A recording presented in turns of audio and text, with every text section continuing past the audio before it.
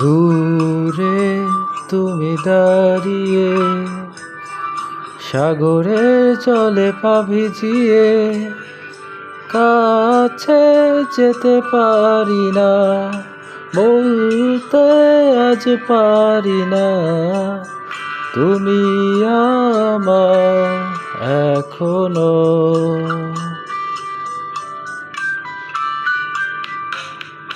সামনে তুমি দাঁড়িয়ে কারো হাত জড়িয়ে, হাতটা ধরতে পারি না, কাছে টানতে পারি না তোমার হাতে আজ অন্য কেউ।